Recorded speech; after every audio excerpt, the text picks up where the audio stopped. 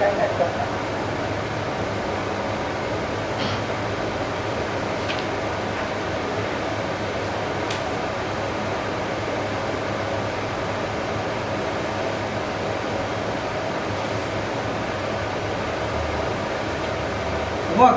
महाकाय सूर्यकोटि समप्रभा निर्विघ्नं कुरु मे देवो सर्वकार्येषु सर्वदा.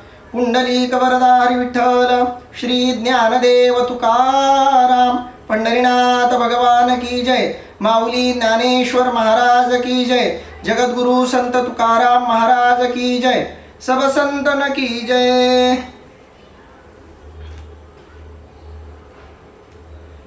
माऊली महावैष्णव ज्ञानोबारायांच्या परमश्रेष्ठ अशा ज्ञानेश्वरी ग्रंथाचं चिंतन करत आपण श्रीमद भगवद्गीतेच्या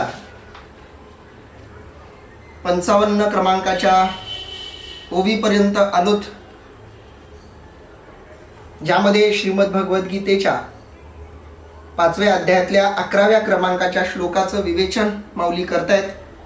ज्यामध्ये आपण बघतोय की योगी मनानं, शरीरानं आणि इंद्रियानं फलासक्ती सोडून नित्य नैमित्तिक कर्म करतात आणि या नित्य नैमित्तिक कर्मातून स्वतःची चित्तशुद्धी ते साध्य करतात.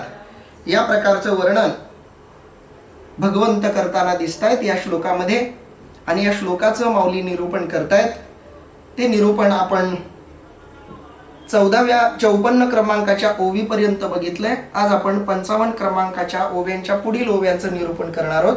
माऊली म्हणतायत, इंद्रियांच्या गावी नेनिजे ऐसा व्यापारू जो निपजे तो केवळ उगा म्हणजे मानसाचा.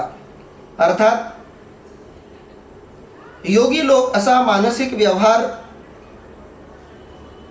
इंद्रियांना पत्ता लागू न देता जो व्यवहार होतो त्याला केवळ मानसिक कर्म असं म्हणावं.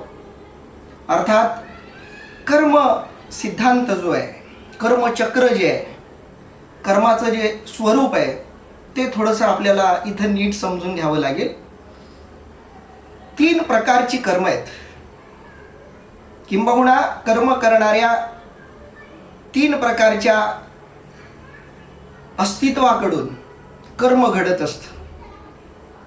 आपण कर्माचे प्रकार बघत नाही आहोत, तर कर्म करणाऱ्या 3 प्रकारच्या अस्तित्वाचा विचार आपण आज करणार आहोत. कारण कर्माचे प्रकार तर 3 सांगितलेले आहेत: शारीरिक कर्म, मानसिक कर्म, बौद्धिक कर्म. हे कर्माचे प्रकार तर सांगितलेत. पण कर्म करणाऱ्यांच्या अवस्थेवरून, कर्म करणाऱ्यांच्या अधिकारावरून, कर्म करणाऱ्यांच्या स्थितीवरून जे कर्माचे प्रकार पडतात, ते कर्माचे प्रकार थोडेसे नीट समजून घेतले तर आपल्याला इथं भगवंत काय सांगू इच्छित आहेत आणि माऊली काय सांगू इच्छित आहेत ती गोष्ट थोडी स्पष्टपणे कळणार आहे. त्याचा थोडासा स्पष्ट असा उलगडा होणार आहे. एक कर्म आहे तो भगवंत करतो, ईश्वर करतो. आता ईश्वर जन्माला येतो, ईश्वर कर्म करतो, तर ईश्वरालाही काही पूर्वकर्म आहे का? ईश्वरालाही मागच्या जन्मातली काही कर्म आहेत का? आपण पुराण, रामायण महाभारतासारखे ग्रंथ आणि त्या रामायण महाभारतासारख्या ग्रंथांवर, महाकाव्यांवर अधिकारी पुरुषांनी केलेलं विश्लेषण, टीकात्मक ग्रंथ यांचा थोडासा बारकाईने विचार केला तर आपल्या असं लक्षात येतं की अवतारी पुरुषानंही कर्म केलं आणि त्या कर्मात काही उणिवा राहिल्या तर त्या उणिवा भरून काढण्यासाठी पुढच्या अवतारामध्ये त्या कर्मानुरूप असे भोग ईश्वरालाही भोगावे लागतात. असं वर्णन आपल्याला अनेक ग्रंथांमध्ये, शास्त्रांमध्ये, वेद पुराणांमध्ये वाचायला, ऐकायला मिळेल, ज्याच्यामधून भगवंताला सुद्धा काही एक आपल्या कर्माची फळं भोगावी लागलेली आहेत असं आपल्याला लक्षात येईल. अशी आपण कथा मी ऐकलेली आहे की राम अवतारामध्ये भगवान रामचंद्र प्रभूंनी सुग्रीवाचा भाऊ असलेला वाली त्याला पाठीमागून वार करून मारलं. तो बाण येणार आहे या गोष्टीची कल्पना वालीला नव्हती. आणि मग प्रभू रामचंद्रजींना नाईलाजास्तव वालीला त्या पद्धतीनं मारावं लागलं, कारण वालीला समोरून जर वार केला तर तो शक्य नव्हता.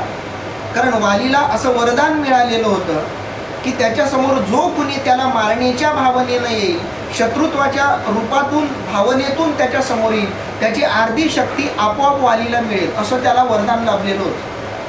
आणि म्हणून अशा वालीबरोबर आपण युद्ध करायला जावं तर आपली सगळी अर्धी शक्ती वालीला मिळेल. आणि अख्ख्या ब्रह्मांड नायकाची अर्धी शक्ती वालीला मिळाली म्हणजे तो अर्धा ब्रह्मांड नायक झाला, तो तर ईश्वरापेक्षाही शक्तिशाली होईल. आणि म्हणून त्याला समोरासमोर मारणं तर काही शक्य नव्हतं. पण त्यानं केलेलं अधर्म, त्यानं केलेलं पापकर्म, स्वतःच्या भावाच्या पत्नीबरोबर केलेला व्यभिचार, जबरदस्तीनं बळकावलेलं राज्य, अशा काही चुकीच्या गोष्टी वालीकडून घडलेल्या होत्या. स्वतःच्या ताकदीचा, स्वतःच्या शक्तीचा दुरुपयोग त्याच्याकडून झालेला होता. अनैतिकतेचा आधार त्यांना घेतलेला होता, त्यामुळे त्याला मारणंही अनिवार्य होतं. त्यामुळं थोडीशी अशी अडचण निर्माण झाली की आता वालीला तर मारावं लागेल आणि पुढून तर मारता येणार नाही.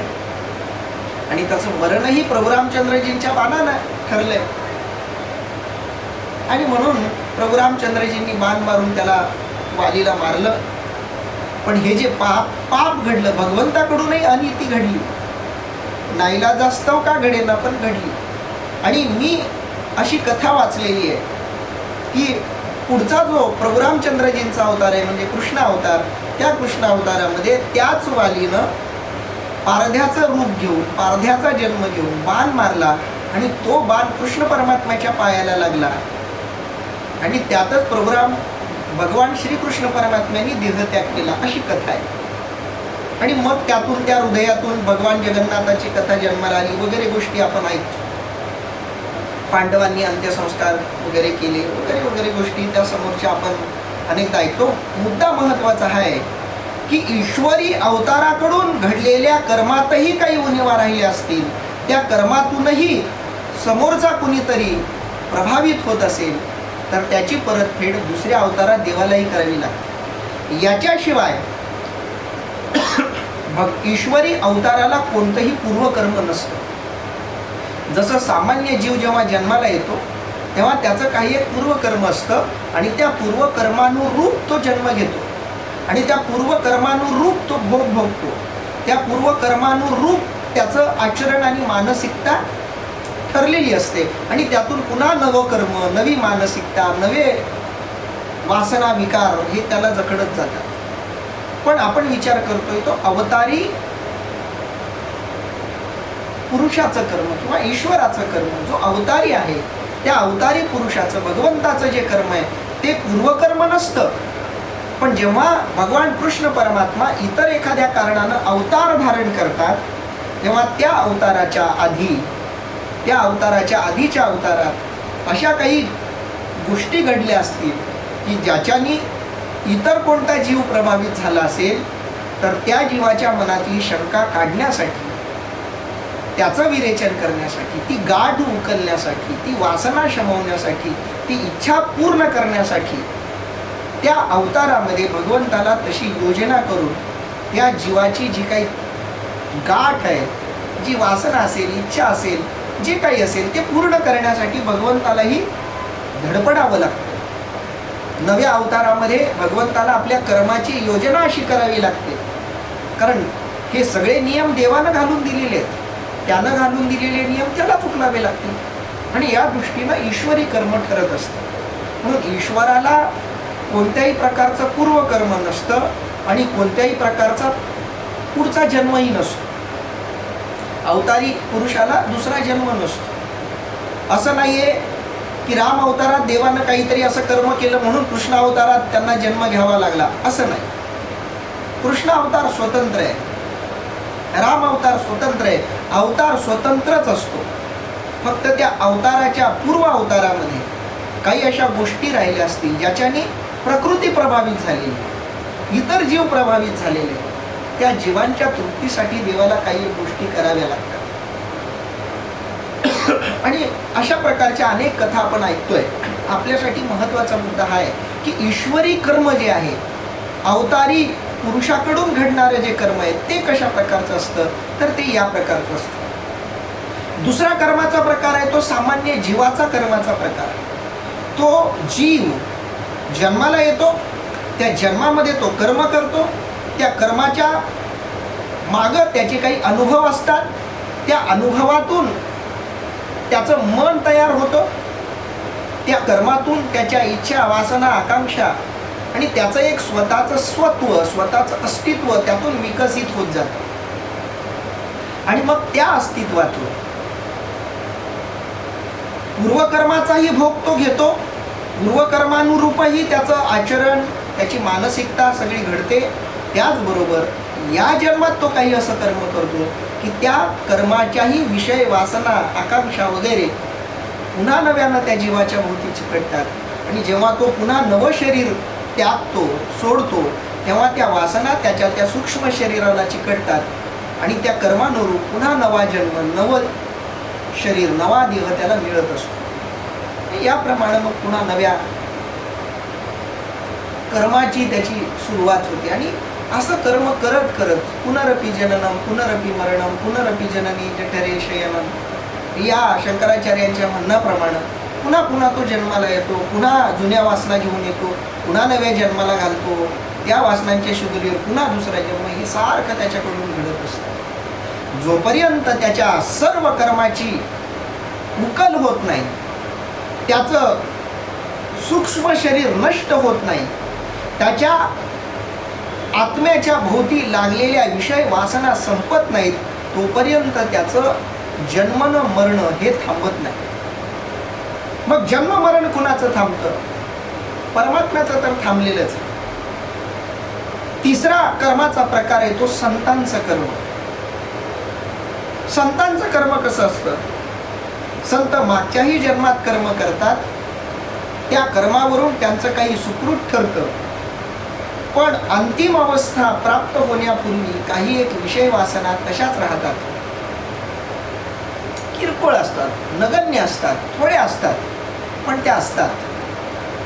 आणि त्या विषय वासना थोड्या जरी असल्या तरी एखाद्या पवित्र कुळात, एखाद्या पवित्र घराण्यात, एखाद्या पवित्र अशा वातावरणात की जिथं आत्मसाक्षात्कार सोपा जाईल, सहज होईल, अशा ठिकाणी त्याचा जन्म होतो.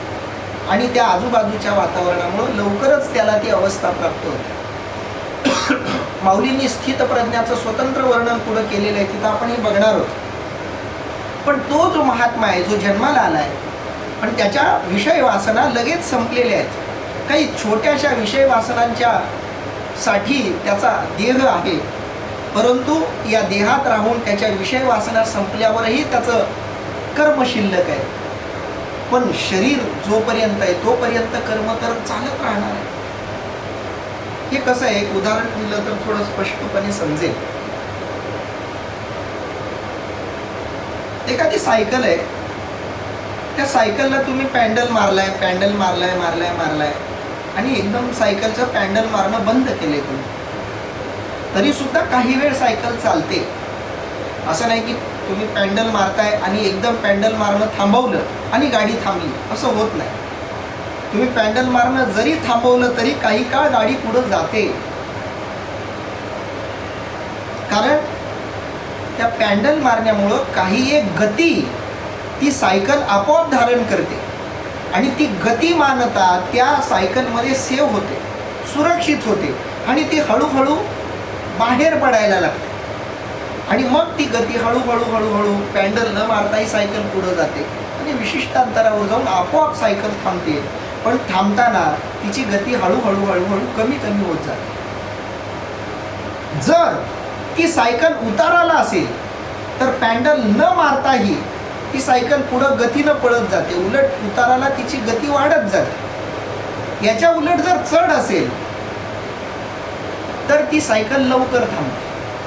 अगदी कर्म सिद्धांताला हे उदाहरण लागू करायचं झालं तर असं म्हणता येईल की ज्यानं मागच्या अनंत जन्मामध्ये कर्म करण्याची सवय लावून घेतलेली आहे, कर्म करायचं, कर्मातून वासना अनुभव जन्माला घालायचे, त्यातून पुन्हा नव्यानं जन्माला यायचं, पुन्हा मरायचं, पुन्हा जन्माला यायचं, असं अनंत जन्म त्यानं केलेली असल्यामुळं ज्या जन्मामध्ये तो हे कर्म करणं थांबवतो, तो कर्मातून येणाऱ्या भावनांना, वासनांना, इच्छा, आकांक्षांना थांबवतो, तरी सुद्धा त्याचं कर्म शिल्लक राहतो. का?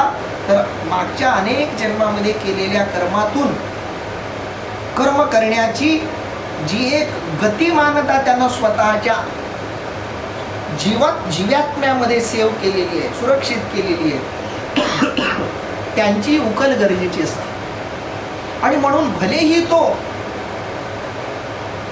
वासनांपासून मोकळा झालाय, इच्छा, वासना, आकांक्षांपासून मुक्त झालाय, तरी त्याचं काही काळ त्याचं जगणं चालू असतं. साक्षात्कारानंतरचं जगणं म्हणजे पॅन्डल थांबल्यानंतर सायकलचा किंवा एखाद्या वाहनाचा प्रवास. आता हा प्रवास पुन्हा दोन प्रकारचा असतो. हा प्रवास जर चढत्या क्रमानं असेल, आत्मिक उन्नतीच्या दृष्टीनं असेल, पुढचं सगळं कर्म विषय वासनांनी मुक्त असेल, त्या कर्मात निष्कामता असेल, पवित्रता असेल, तर ते कर्म लवकर थांबतं. पण त्या कर्मामध्ये जर उतार असेल, साधना कमी असेल, किंवा कर्मामधली शुद्धता कमी होत असेल, तर मग ते कर्म आणखी काही काळ चालते, पण विशिष्ट अंतरानंतर का होईना जाऊन ते थांबतं. चांगदेवासारख्यांचं जे कर्म आहे ते कर्म उतारासारखं कर्म. छोटीशी वासना शिल्लक राहिलेली आहे, जिवंत राहावं ही वासना का होईना शिल्लक राहिलेली आहे, थोडासा योगी असल्याचा अहंकार का होईना शिल्लक राहिलाय, म्हणून उतार चालू आहे. म्हणून 1400 वर्ष सायकल चालली आहे चांगदेवाची. ज्ञानोबारायांनी येऊन ती जी काही गतिमानता होती ती स्थिर केली.